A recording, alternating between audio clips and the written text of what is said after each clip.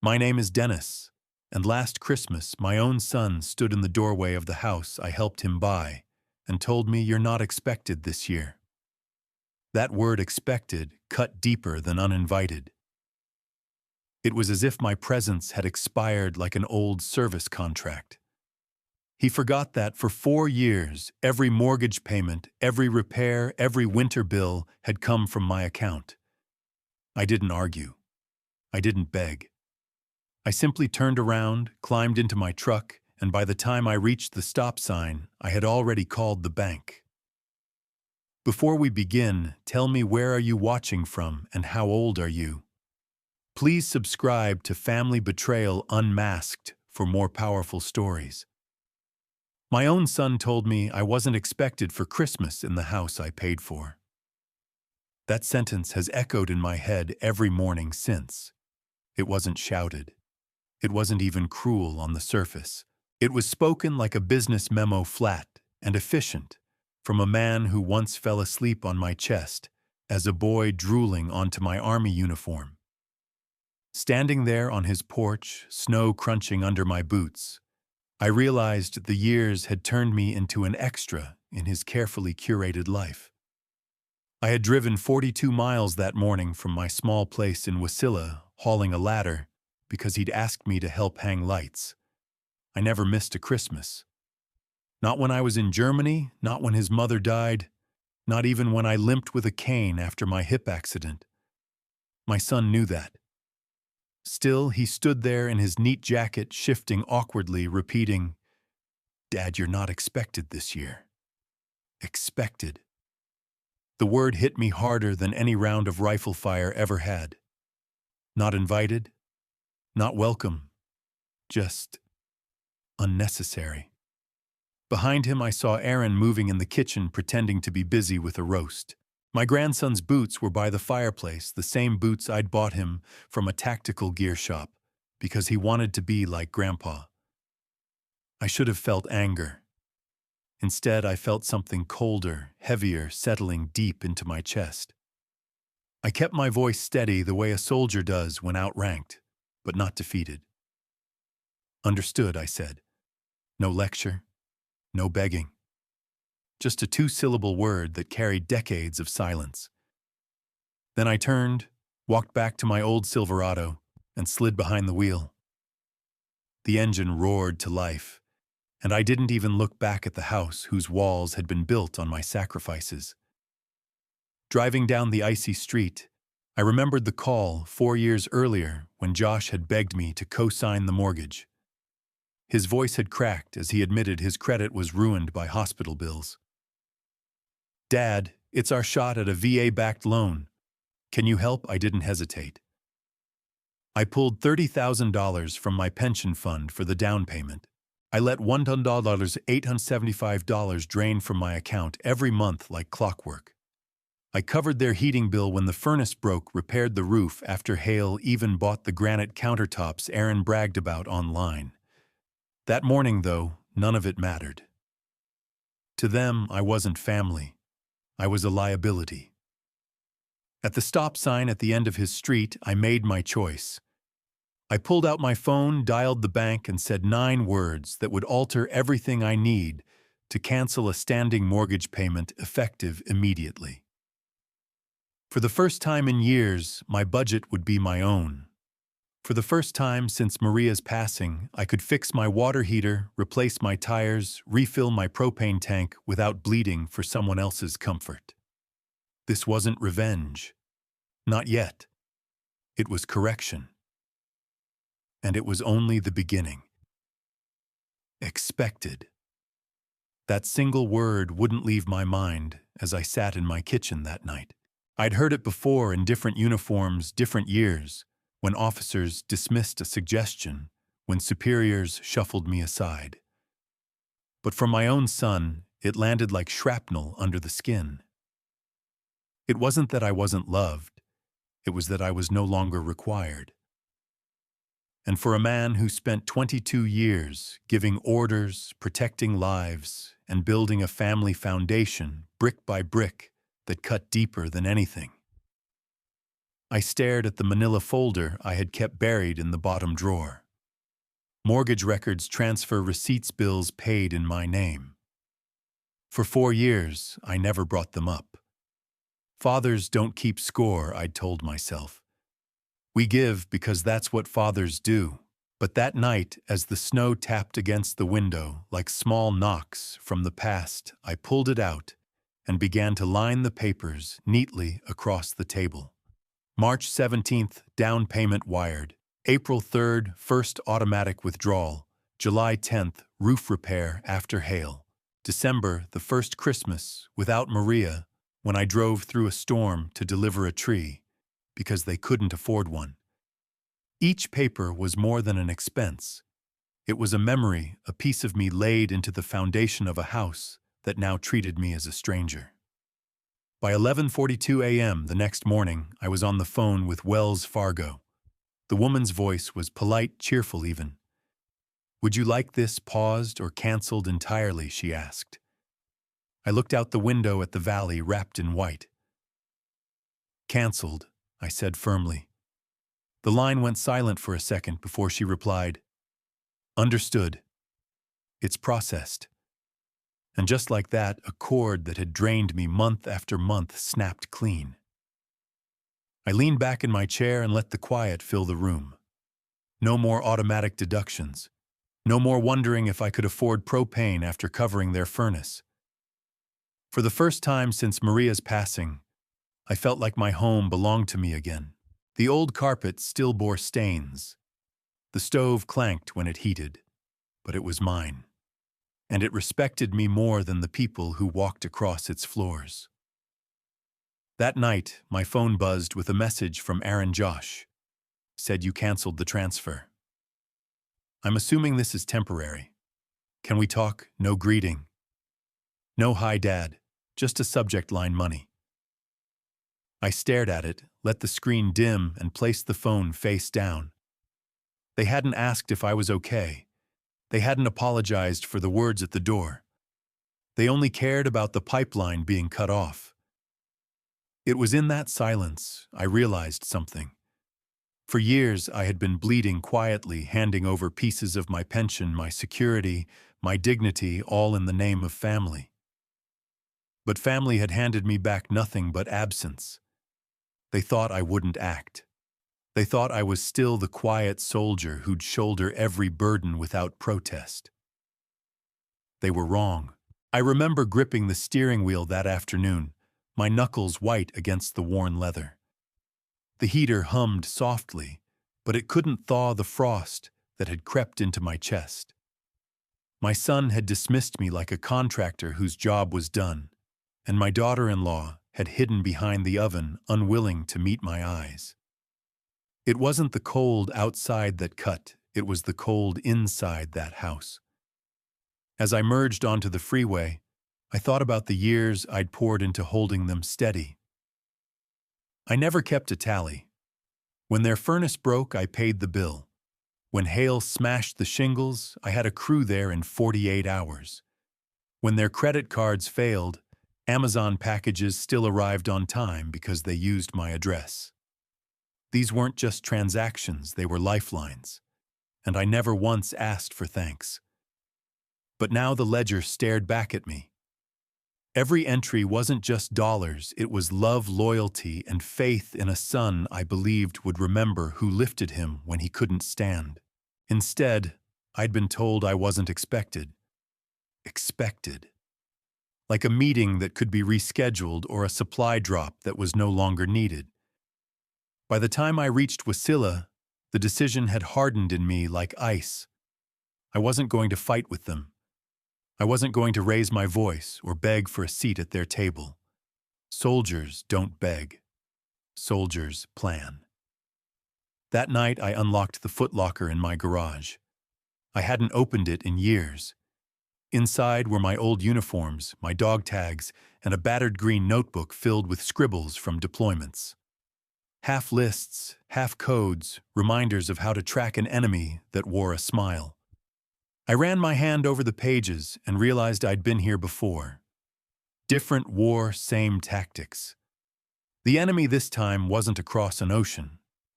It was complacency, entitlement, and the quiet erasure of a man who had given too much. I would not confront it with fists or fury. I would confront it with precision. I began making notes, writing dates and amounts, piecing together a timeline of exactly how much of my life had gone into that house. March, April, July, December. I wrote until the pen cramped in my hand, until the yellow pad was scarred with figures and memories. It wasn't about money anymore. It was about clarity. The next morning, I made coffee black and bitter the way Maria used to scold me for. Then I opened my phone. A text from Josh blinked. "Dad, can we talk about the mortgage? This can't be permanent." I stared at it, let it sit unanswered. For once, I would let silence speak louder than my voice. I wasn't retreating. I was regrouping. They thought I was out of moves, but they had forgotten one thing: a soldier never runs out of strategy. The silence after Josh's message was louder than any argument we might have had. In my life, I'd learned that sometimes the absence of a response cuts deeper than words. As a soldier, silence was discipline. As a father, it was clarity.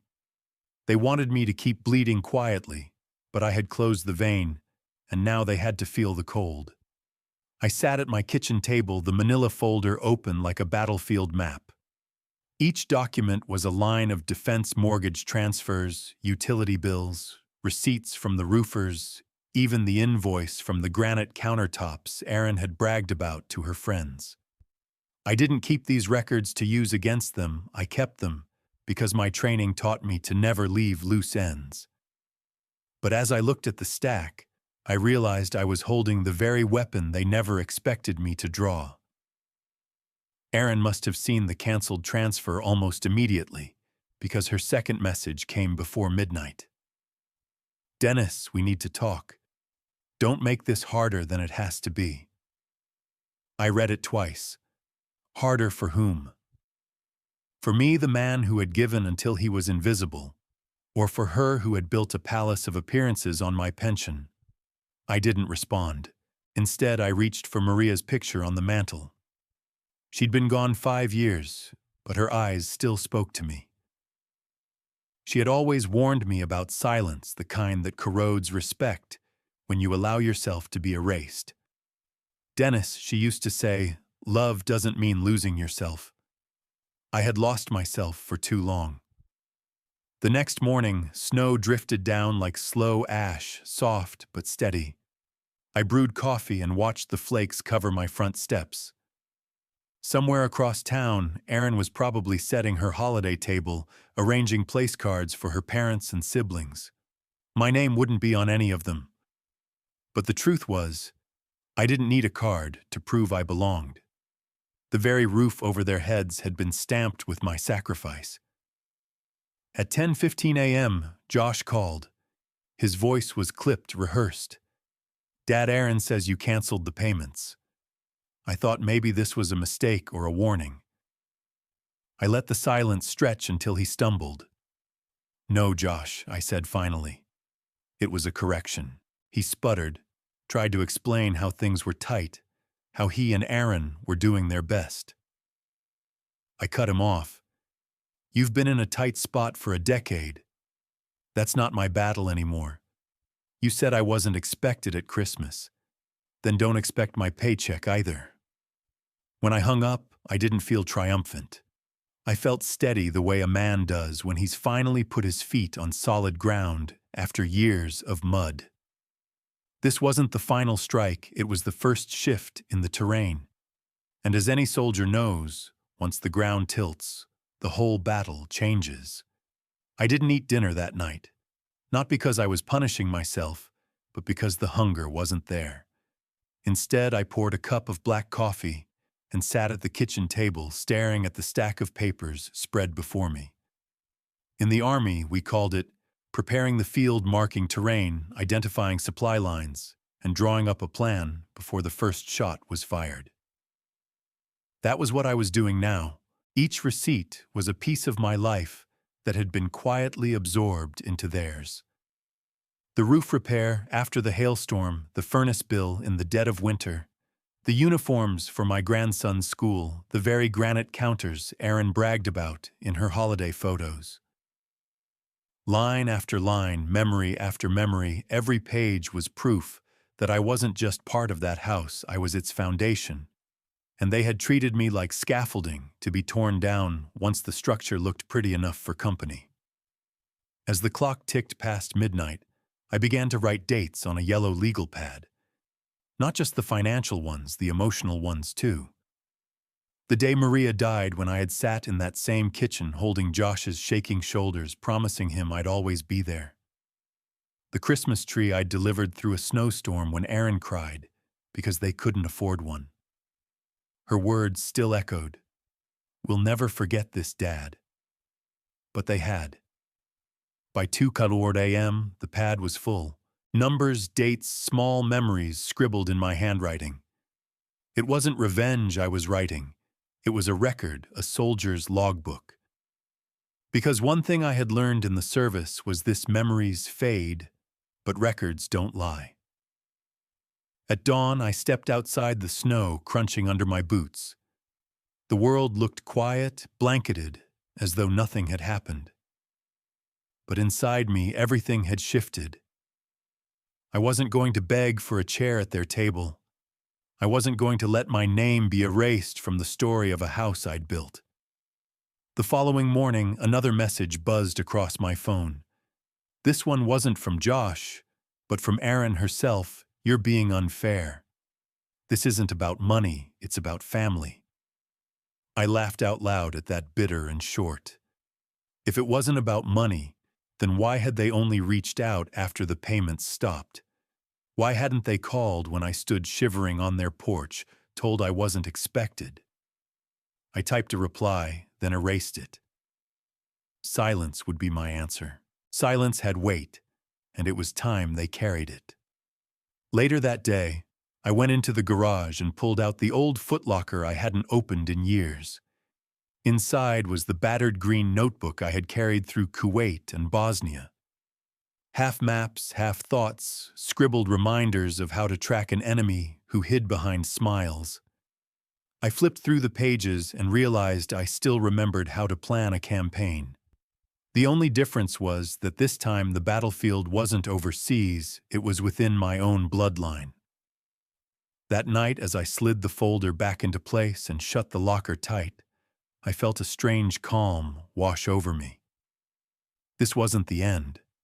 It was only the first movement in a larger mission. They had wanted to make me invisible. Instead, I was about to become unforgettable. If they wanted me erased, they'd have to fight harder.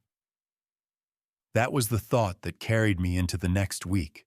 I wasn't just an old man cut from a Christmas list. I was a soldier who had once learned how to fight battles without firing a single shot. And now, instead of rifles and rations, my weapons were paper, ink, and memory. I began assembling what I called my 3 folders. The first one was simple financial evidence. Every transfer receipt, mortgage statement, and credit card bill that had passed through my hands on their behalf. Nearly $94,000 of documented proof that their lifestyle was built on my back. I highlighted the lines, tabbed the pages, made it impossible for anyone to skim past the truth.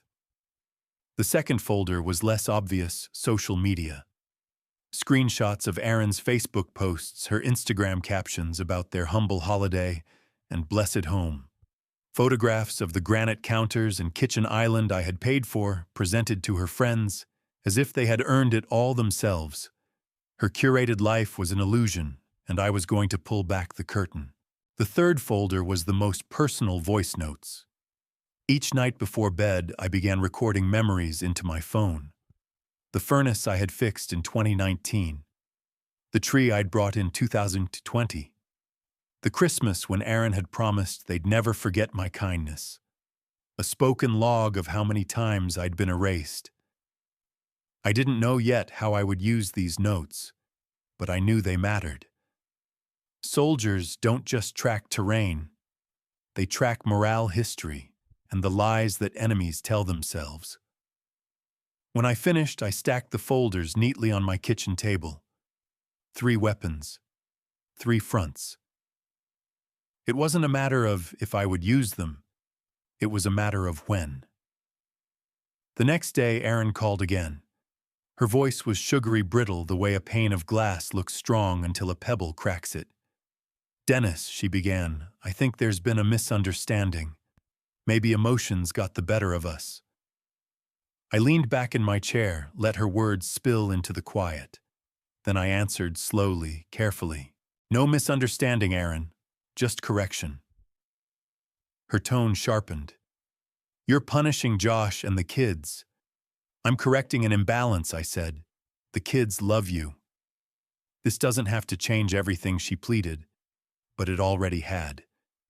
When I hung up, I didn't feel bitterness, I felt steady. This wasn't revenge yet. It was preparation. A soldier knows the difference between a skirmish and a war. This wasn't about humiliating them in a single moment. This was about reclaiming dignity, one truth at a time. That night, I poured a small glass of the good scotch I'd been saving since Maria's funeral. I raised it to her photo on the mantel and whispered, "I'm back on mission." The mission wasn't destruction. It was exposure. And the first strike was already on the table waiting for the right moment to land. They called me unstable. I called it clarity. That was what I muttered to myself the morning I got the voicemail. A clipped, polite female voice, "Mr. Kirill, my name is Dana Withers. I'm a journalist with the Anchorage Sentinel. I'd like to speak with you regarding a story on elder abandonment during the holidays. Your name was mentioned." Mentioned. I didn't need to ask by whom. Erin's mother, Catherine, had always been quick to twist a story into her favor. If they couldn't keep my money flowing quietly, they'd paint me as a senile old veteran unraveling under stress. It was a smart move if I hadn't spent half my life learning how to outmaneuver propaganda. I called Dana back, not because I wanted the attention, but because soldiers never ignore intelligence. We gather, assess, and move accordingly. Her voice was younger than I expected, steady but curious. "Dennis, I received a pitch from your daughter-in-law's family suggesting your recent financial decisions might have been made under duress." I almost laughed. Instead, I kept my tone measured. 30 years of service. No debt, no criminal record. I canceled payments I had voluntarily made for 4 years. "That's not duress, Dana. That's discipline." She was quiet for a moment. Then she asked the question that told me she wasn't here to write a hit piece. "Do you have documentation to support that?" I smiled. "I already have a folder prepared." We met that afternoon in a neutral spot, a coffee shop downtown. I shaved, pressed my flannel, and walked in not as a broken man, but as exactly what I was: sane, clear-eyed, and dangerous if pushed. She flipped through my folder, eyes narrowing at the highlighter marks, the receipts, the mortgage statements. "So you co-signed the loan paid every month for years, and they still told you not to come for Christmas." "They didn't say I couldn't come," I corrected. "They said I wasn't expected." She winced. That's worse. By Thursday, the story hit page 7 of the Sentinel. Not a headline splash, but steady enough to draw eyes, the forgotten contributor. One veteran's quiet Christmas. The photo showed me at my table, coffee cup in hand. I'd asked Dana not to include Maria's picture in the frame, and she honored that. It wasn't a smear piece. It was factual, reverent even. The comments came faster than I expected. "God bless this man. My dad went through the same. Imagine erasing the very person who paid for your house, and then the local sting Erin Jenkins still posting holiday wine glasses in a home funded by her father-in-law. Yikes." By noon, my phone lit up with missed calls, Josh, Erin, even Catherine. I didn't answer. Let them stew. Let them watch their curated image crack in real time. That night, I sat by my fire, the newspaper folded on the table. It wasn't revenge yet, but it was the first shot across the bow. They wanted me to fade quietly. Instead, I had stepped into the light. And once the truth is out there, it can't be shoved back into the shadows. If I wasn't welcome at their table, I'd bring the truth to it. That was the thought in my head as I parked my truck across the street from their glowing house on Christmas Eve. The wreaths hung on every window, golden lights lined the gutters, and reindeer statues flanked the walkway like sentries. I watched silhouettes moving inside glasses, raised laughter spilling through the frost-lined panes. A curated holiday scene, perfect, polished, fraudulent. On the passenger seat beside me sat a briefcase. Inside were 12 identical packets, each one neatly assembled with my own hands. Mortgage receipts, renovation invoices, bank statements, screenshots of Aaron's posts, captioned, "Everything we have we earned together." Each packet was a gift-wrapped truth. The door was unlocked, of course. Safe neighborhoods always assume threats come from the outside, not the man who built the foundation. I stepped inside, the warmth and cinnamon-scented air hitting me first. Then the hush, the instant recognition that something had shifted. 12 faces turned toward me. Aaron went pale. Josh stood slowly, napkin still in his lap. Daddy started, but Aaron's voice cut sharper. "What are you doing here?" I raised a hand, calm, steady. "I won't stay long," I said.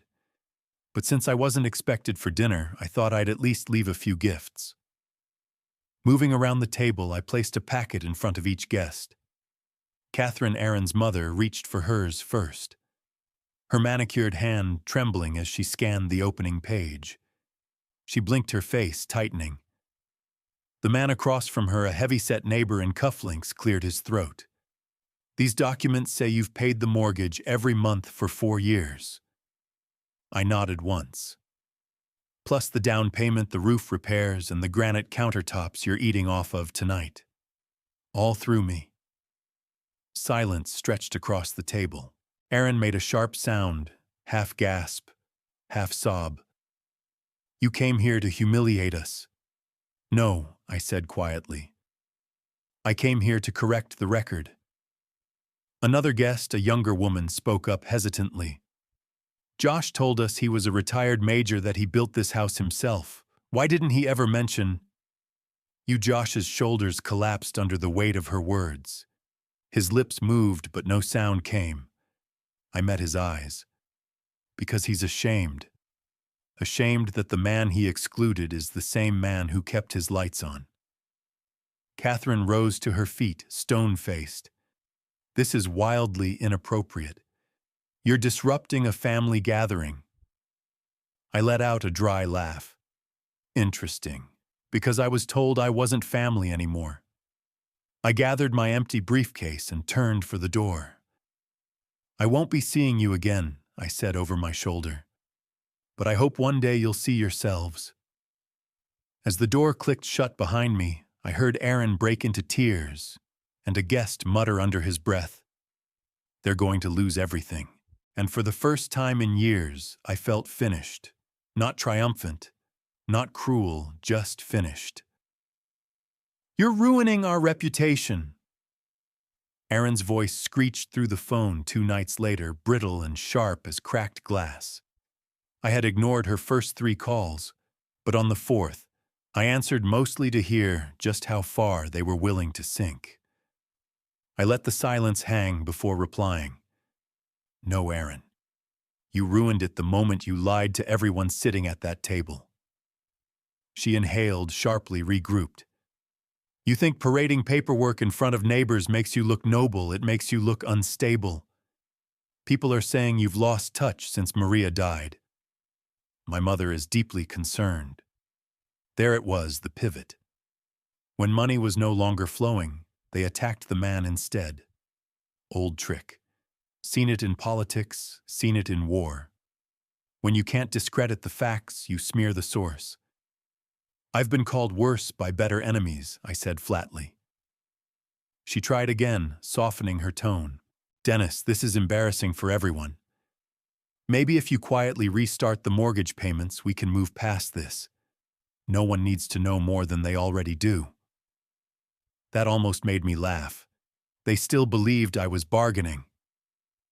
Aaron, I said, my voice cold enough to frost the line, you don't get to erase me with a word, and then buy back my silence with my own money. Her control cracked. Then you leave us no choice. Catherine has spoken to an attorney. We have grounds to argue those payments were gifts that you willingly contributed as part of your duty to family. If you want to take this public, it could backfire on you. Finally, the counterattack. Threats dressed as legalese, but they didn't know me as well as they thought. I've already spoken to my attorney, I said calmly. Every transfer, every tax return, every document proves I had no legal obligation to that house. You want to play courtroom theater? Fine. But you'll lose. The silence that followed told me she hadn't expected resistance. People like Aaron expect compliance, not clarity. You're bluffing, she spat. Do I sound like a man who bluffs? She swallowed audibly, and when she spoke again, her voice was syrupy, almost pleading. Dennis! I didn't mean for this to go this far. Yes, you did, I corrected. You meant for me to stay quiet. You just miscalculated. She tried one last dagger. You're punishing Josh. You're punishing your grandchildren. I steadied my breath. No, Aaron. I'm protecting what's left of me. There's a difference. I ended the call without goodbye. For a long while I stood in my kitchen staring at Maria's photo. She had always told me truth doesn't flinch. Tonight I realized she was right. They thought they had cornered me. But I wasn't cornered. I was bracing. And when a soldier braces, the next move is never retreat, it's precision. For the first time, Josh said no to her. Those were the words I wrote in my notebook after our call that Sunday afternoon. He had phoned me without Aaron on the line, and that alone told me something was shifting. His voice was low, worn down. Dad, I know what you did at dinner. I know you think I betrayed you. Maybe I did. But you need to understand. I've been trying to keep peace. I let him speak. Soldiers learn to hold silence until the other side reveals more than they intended. He continued. Aaron's parents. They expect a certain standard. They've always looked down on me. I thought if I gave them everything they wanted, it would finally make me enough. His voice cracked on the last word. I closed my eyes. This wasn't the first time I'd heard that tone. It was the same sound he'd made years ago when he called from the hospital about debt, about losing his footing. He had leaned on me then. He was leaning now, but in a different way. Josh, I said evenly, you traded your father's respect for their approval. And look where it left you. He was silent, then almost whispering, You're right. That was the crack. Small, but real. I added it up, he admitted. Every mortgage payment, every repair, even school fees. I went through your old emails, your transfers. I know exactly what you covered. I didn't want to see it before, but I do now. He paused, then said something I hadn't expected. Aaron wanted me to ask you to restart the payments. I told her no. The word no hung in the air like a flare over a dark field. It was weak, uncertain, but it was resistance. What did she say? I asked. She cried. Then she packed a bag. She said if I wasn't willing to fight for appearances, she wasn't going to stay and watch the reputation collapse. I leaned back in my chair, letting his words sink in. Josh, appearances don't build homes.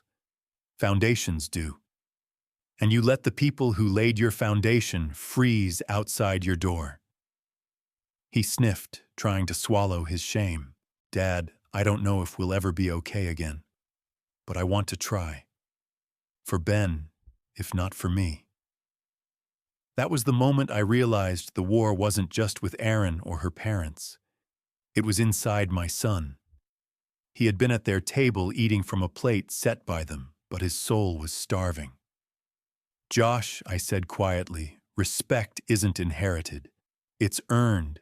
You want a relationship, then start building it brick by brick, not with money, but with truth. He didn't answer, but I could hear his breath hitch the sound of a man finally seeing the wreckage he helped create. For the first time in years, I hung up without anger. Not forgiveness, not yet, but recognition. The battle line had shifted, and my son maybe was beginning to step across it. You're ruining our reputation. Erin had screamed before, but by the time January rolled in, it wasn't just screaming, it was strategy. The Jenkins family had gone from denial to attack. If they couldn't shame me at the dinner table, they'd try to bury me in whispers. The first sign came through a neighbor. She pulled me aside at the grocery store, voice lowered. Dennis, I don't know what's going on, but Catherine's been telling folks you're slipping, that you're not making sound decisions since Maria passed. I thanked her, kept my jaw tight, and pushed my cart forward. It wasn't anger I felt. It was déjà vu.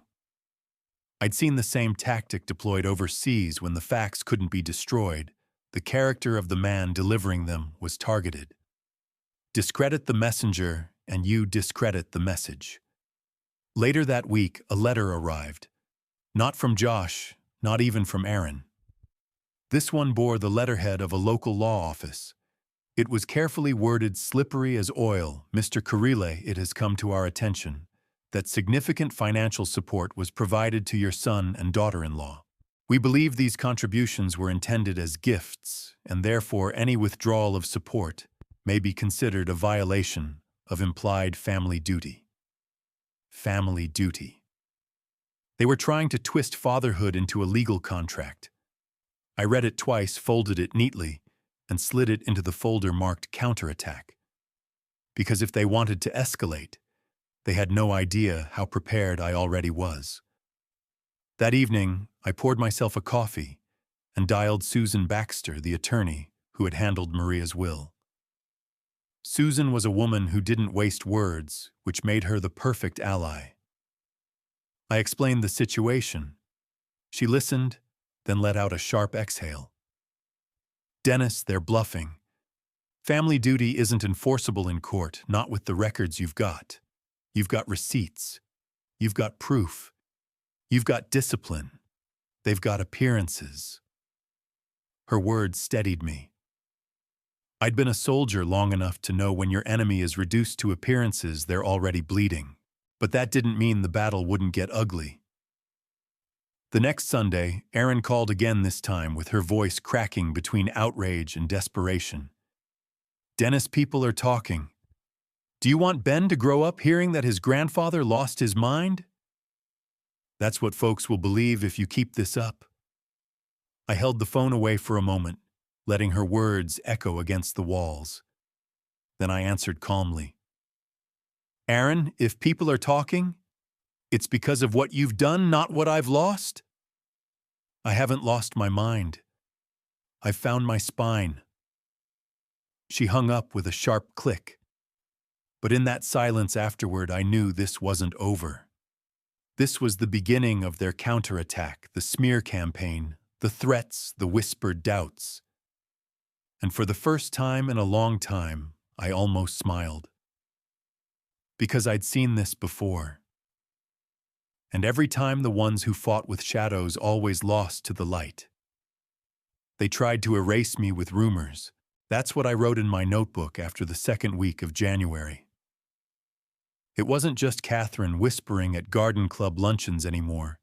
It was slipping into phone calls from old friends, cautious emails from people I'd known for years. The narrative was spreading. Dennis isn't well. Poor man. Ever since Maria passed, he's confused, unstable. I read one email twice before deleting it. An old army buddy Frank had written, "Heard some chatter about you. Folks saying you canceled payments in a fit of grief. Tell me it's not true." I called him back immediately. "It's true I canceled," I said, "but it wasn't grief. It was clarity." "You think I'd keep funding people who barred me from their table?" Frank was silent for a beat, then chuckled. "Knew it. That sounds like the Dennis I served with. Just wanted to hear it from you." Not everyone, though, would bother to call. Some would just believe the whispers. And that was the point. Catherine's family didn't want truth. They wanted doubt. Doubt was quieter, more corrosive, harder to fight, because it seeps where facts can't always reach. So I leaned on what I knew best: records. I doubled down, tightening every folder. Copies of every transfer, every receipt, tax filings that showed my pension withdrawals. Susan, my attorney, kept a duplicate set in her office, locked and time-stamped. If they thought they could smear me into silence, they'd soon realize silence isn't weakness when backed by evidence. The smear campaign hit its peak the day I received a second letter from their attorney. This one was bolder, dripping with arrogance. "Your public actions are harming our client's reputation. We are prepared to file a defamation claim should this continue." Defamation. I almost laughed. The article hadn't named them. Their shame did. I took the letter, scanned it, and emailed a copy to Susan. Her reply came in minutes. "Dennis, this is empty posturing. If they file, we counterclaim with your evidence. Let them walk into court with appearances, we'll walk in with proof." That night I sat by the fire, the legal letter curling in the flames, until it turned to ash. Maria's photo caught the glow, and I could almost hear her voice. Truth doesn't flinch. Erin called again the next morning, her tone softer now, the syrupy voice she'd used when she wanted money. "Dennis, this has gone too far. For the kids' sake, please, stop. Restart the payments. We can all pretend none of this happened." I almost pitied her. Almost. "Erin," I said, steady and low, "I'm not pretending anymore. You taught me what pretending costs." Her silence stretched, then broke with a cold whisper. "You'll regret this." Maybe. But I knew one thing for certain: regret belonged to those who built their lives on lies. And sooner or later, lies collapse under their own weight. They threatened lawsuits. I prepared a war file. That's how I described it in my notes the day the third letter arrived. This one wasn't a whisper, wasn't posturing. It was bold ink on heavy paper, stamped by a downtown Anchorage law firm. "Our clients Joshua and Erin Jenkins believe your recent actions constitute financial abandonment and reputational harm. We intend to pursue recognition that your contributions over the past 4 years were implied gifts, and that withdrawal of these contributions has caused undue hardship. Should this matter proceed, you may be liable for damages." Implied gifts. I read it twice then, once more shaking my head. They were trying to twist generosity into liability. The very fact that I had helped without contract was now their weapon. But they didn't know me. I'd spent decades preparing dossiers on foreign officers, political actors, and battlefield terrain. This was no different, only the uniforms had changed. I spread my folders across the kitchen table. Folder 1. Every bank transfer labeled highlighted, stacked chronologically. Folder 2. Tax returns showing pension withdrawals earmarked as support. Folder 3. Statements Maria and I had filed years ago about estate planning, clear evidence I had never intended Josh and Erin to be financial dependents. And now a new folder, legal readiness. Copies of every smear, every whisper I could track. Even screenshots from neighbors posting, How can they erase the man who built their house? I called Susan, my attorney, and read her the letter line by line. She let out a dry laugh. Dennis, this is a scare tactic. They're hoping the word damages makes you fold. But you've got records, and records don't lie. If they drag you into court, you'll bury them under evidence. That evening, Josh called. His voice was tight shame woven through each word. Dad, Aaron's pushing this. I didn't want it to go this far. I cut him short. Josh, you signed that letter. Don't tell me this isn't on you.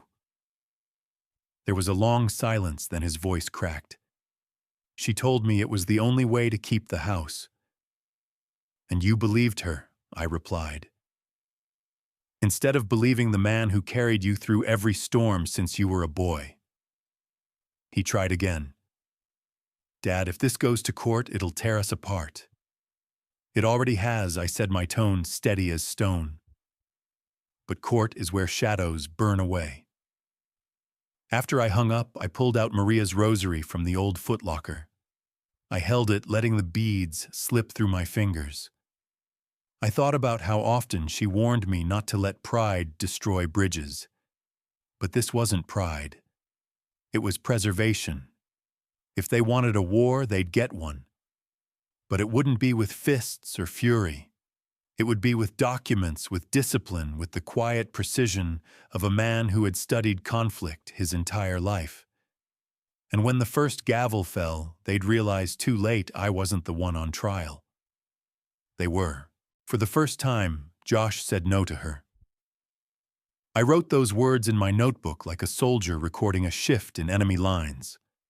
Small, maybe fragile, but undeniable. It happened late one night after the legal threats had flown back and forth like artillery fire. My phone rang, and when I answered, I could hear it immediately. Aaron wasn't in the room. His voice was hushed, tired.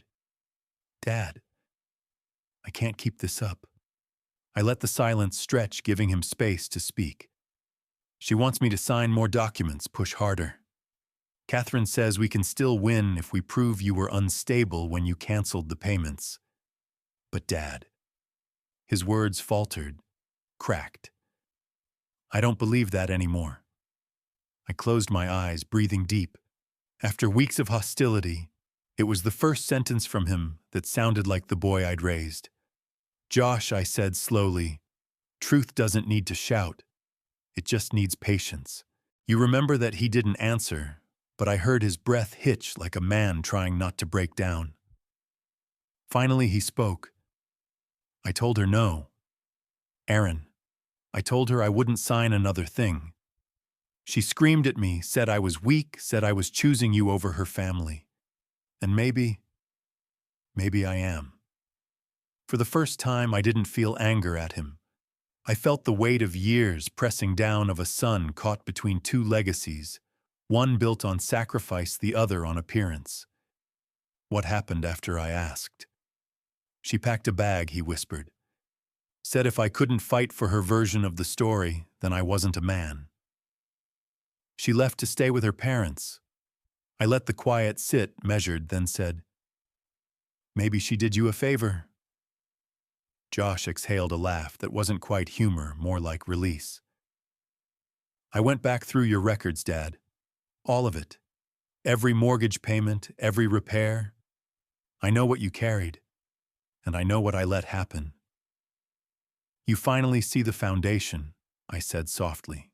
Yes, he replied, voice breaking. And I hate myself for it. I leaned back, staring at the ceiling. Don't waste time hating yourself. Start building something better. Not for me, for Ben. He deserves to know his father can stand on his own. There was a long pause, then the quietest words I'd ever heard from him. Do you think we'll ever be okay again? I didn't lie. We won't go back, but we might go forward if you mean what you say. He sniffed, cleared his throat. I do. For the first time in years, I believed him. When I hung up, I didn't feel triumphant. I felt steady, as if a soldier on the battlefield had just seen a white flag wave, not surrender, but the first hint of humanity breaking through. They wanted me to fight for appearances. I stood for truth. That was the line I scribbled down after Erin made her final play. By then, Josh had cracked, but Erin wasn't finished. Manipulators rarely are. When one front collapses, they circle around and try another angle. It was a Tuesday evening when the knock came. Not a polite tap, but sharp, fast, like she wanted to break the wood. When I opened the door, Erin stood there, coat collar pulled tight, her eyes red, but not from winter wind. From the moment I saw her, I knew this wasn't apology. It was performance. "Dennis," she said, voice trembling just enough to sound rehearsed. "We need to talk." I stepped aside without a word, led her into the kitchen. She sat down at the table where my folders had been spread so many nights. She didn't comment on the worn carpet or the old stove this time. She knew the ground she stood on wasn't hers to judge anymore. "I don't want this to go any further," she began. "For Josh's sake. For Ben's sake. You've made your point. You've embarrassed us enough. Can't we just move on?" I stayed silent, hands folded. Soldiers know the value of silence. It forces the other side to reveal what they're really after. Her mask slipped slightly. "Look," she said, leaning in. "You've hurt Josh. You've hurt me. But you don't have to hurt the kids. Restart the payments, just until we get back on our feet. We can tell people it was all a misunderstanding. There it was. Not remorse, not truth. Just a bargain wrapped in guilt." "No," I said simply. Her eyes flashed, the syrup gone, replaced by steel. "You're destroying this family." I leaned forward, steady cold. "No, Erin, I built this family. You're the one who tried to turn it into a stage play." She recoiled, then regrouped, her voice dripping venom. "If you think you've won, you haven't. My parents have influence. They'll never let you bury us." I let out a quiet laugh. "Erin, I don't need to bury you. You're already standing in a grave you dug with lies. All I did was stop filling it with my money." Her face hardened, but her hands fidgeted. That was the tell. She wasn't as confident as she wanted me to believe. "Ben needs stability," she tried one last time. "Do you want him growing up thinking his grandfather abandoned us?" I stood, placing my palms on the table. "Ben will know the truth. I'll make sure of it. And one day he'll thank me for showing him that real stability doesn't come from lies and appearances. It comes from standing tall even when it costs you." Her jaw tightened. For a moment I thought she might slap me. Instead, she rose, yanked her coat tighter, and walked to the door. "You'll regret this," she hissed. I shook my head. "No, Erin.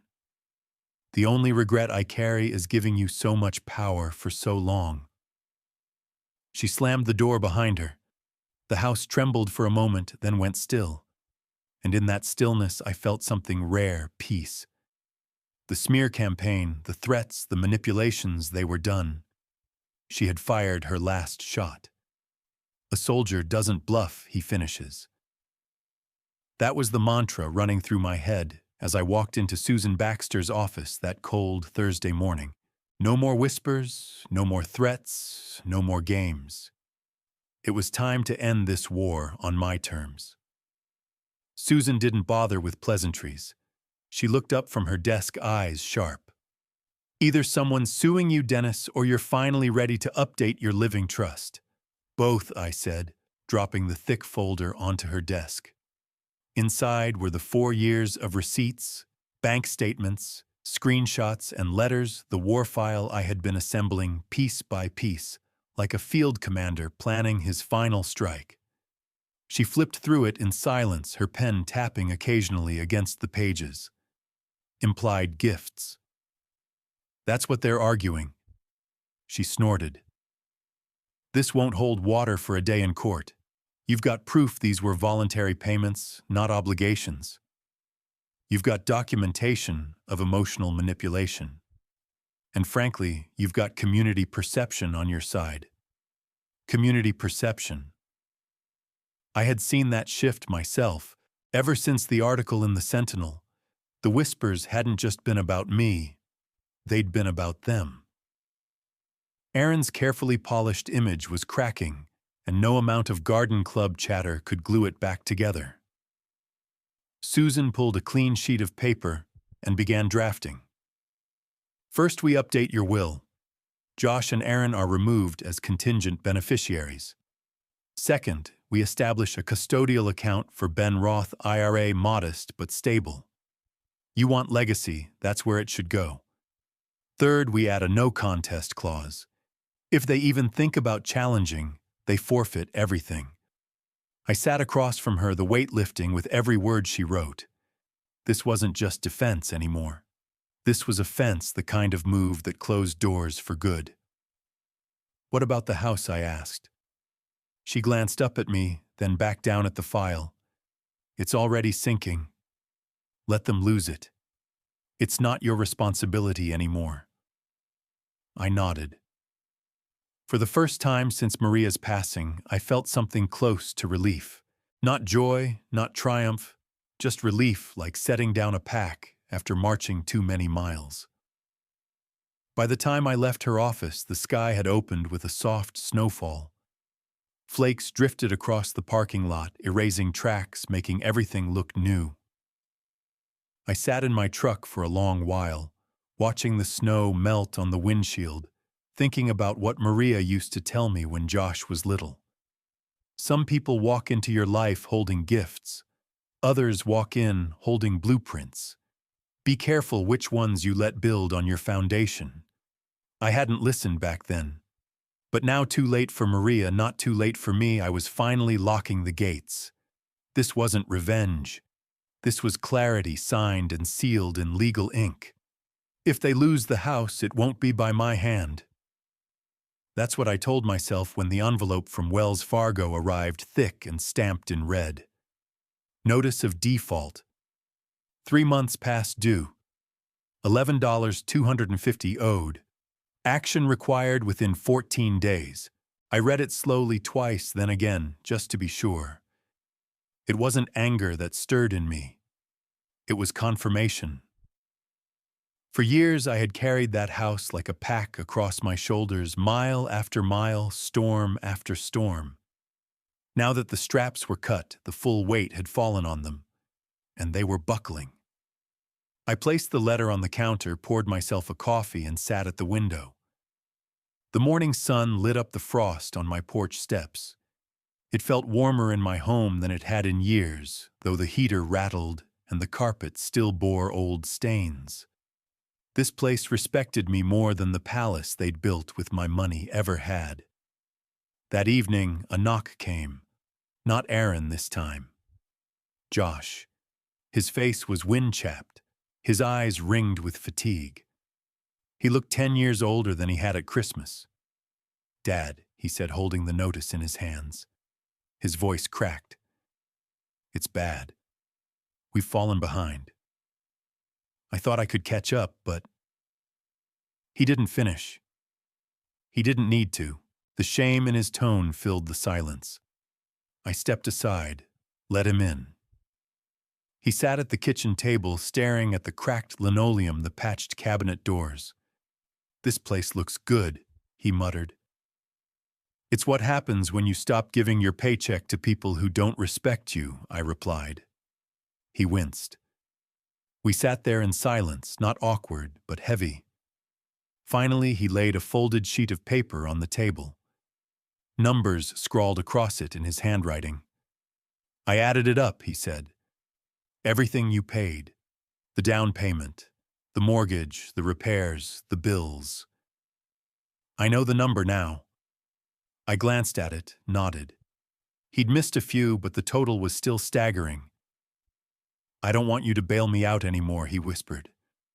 "I told Aaron no." She left. I'm standing here now, wondering how I let it get this far. I leaned forward. "You want my advice?" He nodded. "Let the house go. It was never yours to begin with. You stood on a foundation you didn't build. Maybe losing it is the only way you'll learn how to build something real. His eyes filled, but he didn't argue. For the first time, he didn't fight the truth. He just sat with it. When he left that night, I stood on the porch watching him walk down the driveway with his shoulders bowed. No hugs, no false words. Just a man finally facing the wreckage of choices he had made. I closed the door, poured another cup of coffee, and whispered to Maria's photo on the mantel. The walls are finally theirs to carry. Some battles end in silence. That's what I thought as I burned the last of the photocopies in the fireplace. The flames licked up the edges of the mortgage statements, the receipts, the smug emails I had kept as ammunition. I didn't need them anymore. The war file had served its purpose. What remained now wasn't vengeance, it was legacy. 3 days later, an envelope arrived in handwriting I didn't recognize at first. Blocky, uneven, unguarded. When I opened it, I saw a drawing in blue crayon. A man in a green jacket standing beside a truck. Next to him, a boy with arms spread wide.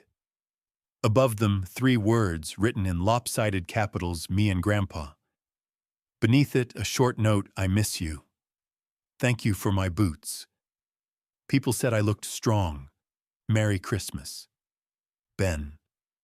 I sat at my table staring at that drawing longer than I've ever stared at any battlefield map. 2 tears slipped down my face, one for the boy I'd raised, one for the boy he was raising. Aaron could manipulate, Josh could disappoint, but Ben remembered, and that meant not everything had been lost. That night I pulled down an old ammo box I'd carried since Germany, empty, scarred, but still sturdy. I began filling it not with weapons, but with truth. My field compass. A laminated photo of me in uniform, 1987. A letter Maria had written to Josh on his first day of school.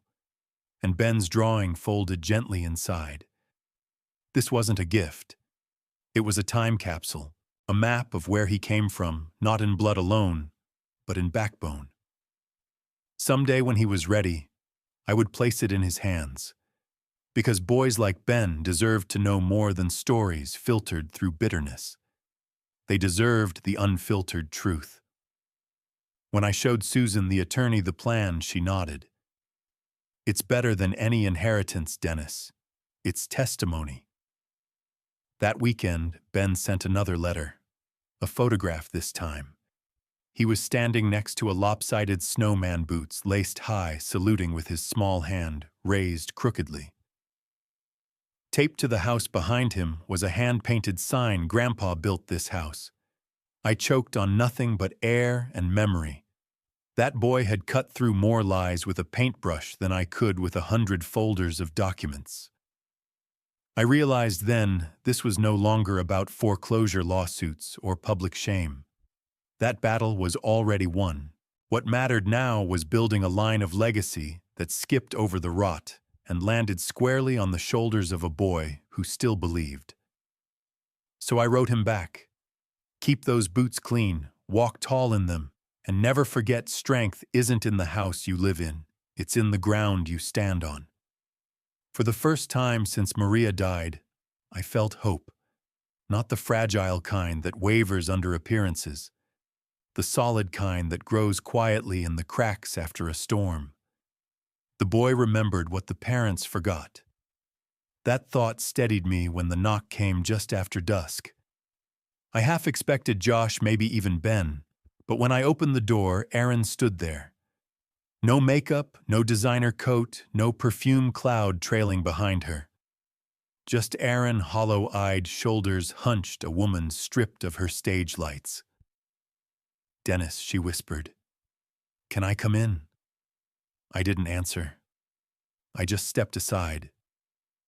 She walked into my kitchen slowly, as if each step felt foreign without an audience watching. She sat at the table where so many battles had been mapped out in paper and ink.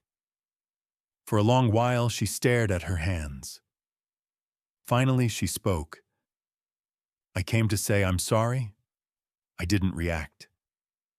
Years of service had taught me that apologies often mask reconnaissance, testing the ground before launching another strike. She pressed on. I was wrong about you, about a lot of things. I thought control was the same as respect. I confused your silence for agreement. That one landed. I gave her a slight nod, but nothing more. She shifted. I know I can't undo it all, but maybe for Ben we can coordinate. Keep things consistent for him. He deserves unity. I leaned forward, eyes steady. Unity? You spent 5 years painting me out of the family portrait. Now you want me to color inside your lines. Her cheeks flushed, but she tried to hold her composure. I'm just saying, if we work together, it could help him. No, Aaron, I said flatly. Ben doesn't need us to coordinate. He needs the truth. And I'll give it to him directly without your filter. Her jaw tightened. She reached for her last card. I'm moving back to Portland. Resetting. But before I go, I need you to know I never wanted it to get this far. I was just trying my best. I measured her words, weighed them the way I once weighed intelligence reports. If that comforts you, hold on to it, I said finally. For a second, her mask cracked. She looked smaller, unguarded, even human. She nodded, stood, and walked to the door. With one hand on the knob, she turned back. Do you hate me? No, I answered. But I don't trust you, and I don't welcome you. Her throat bobbed. She opened the door, stepped into the cold, and was gone. No slam, no drama. Just absence, the honest kind. I stood there for a while, staring at the empty doorway. Then I turned to Maria's photo on the mantel. You'd have done it quieter, I whispered, but I handled it. The house was silent again, but it was the right kind of silence. Not the silence of exclusion, but of peace reclaimed. It was never about revenge, it was about respect. That truth settled over me the night I finally closed the war file for good. The folders, the receipts, the legal drafts, they'd done their job. But they no longer defined me. What mattered now wasn't what I'd taken back from Josh and Aaron. It was what I could hand forward to Ben. 3 days after Aaron's visit, a rental car pulled into my driveway just after dawn. Ben climbed out alone, his too big winter coat buttoned crooked, his breath puffing in the cold. In both hands, he held something wrapped in newspaper like it was fragile treasure. Inside, he ate scrambled eggs at my kitchen table, quiet at first, shoveling food, the way a boy does when meals at home have turned uncertain. When the plate was empty, he slid the wrapped bundle across to me. Found this in Grandma's closet, he said. I peeled back the paper. Inside was a small wooden shadow box. My old dog tags, Maria's rosary, a yellowed photo of Josh as a boy in a red wagon, and beneath it, a folded note in her handwriting. For the day he remembers who he is. My throat tightened. I traced her handwriting with my finger, feeling her presence in every loop of the pen. Ben shifted nervously. She used to tell me stories about you, about pancakes and Christmas trees, about how you carried me when I was little. I remember. I don't want to forget. I swallowed hard. You won't, soldier, not if I have anything to say about it. That evening we walked the snow-covered trail behind my house. No gifts, no noise, just the crunch of boots in the frost, and the quiet rhythm of generations finding each other again. He didn't need speeches. He needed presence. And I had plenty of that left to give. When we returned, he dozed on the couch, the firelight flickering across his face. I stood over him, watching the boy who still carried hope, and I knew the war was over. Not because I had destroyed my enemies, but because I had protected the one thing worth saving: truth. Later, I took the old ammo box and placed the shadow box inside. Then I added a letter I wrote by hand, sealing it with the same precision I once reserved for field orders. Ben's strength isn't in houses or appearances.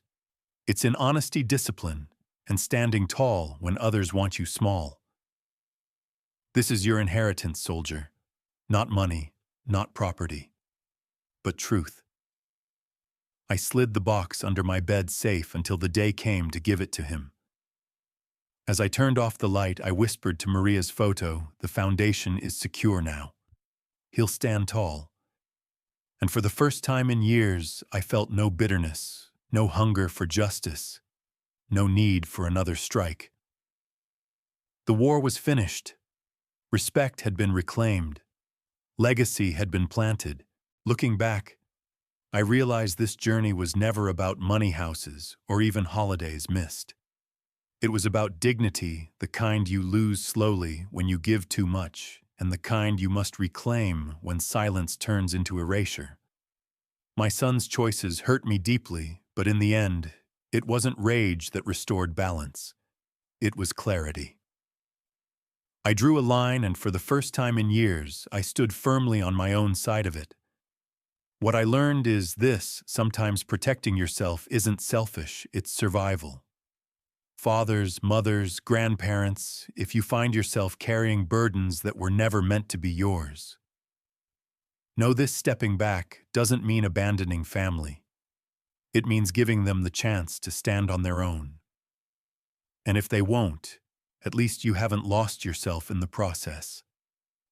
The legacy I pass now isn't a deed or a mortgage. It's truth, discipline, and respect carried forward in the heart of my grandson. One day, when he's grown, he'll know not just the stories, but the backbone behind them. And that will be worth more than any house ever could. Tell me, have you ever been erased, underestimated, or betrayed by those closest to you? How did you handle it? And what did you learn? Share your story in the comments. If this touched you, please like, subscribe, and share. Thank you for listening. Your presence here proves that truth still matters.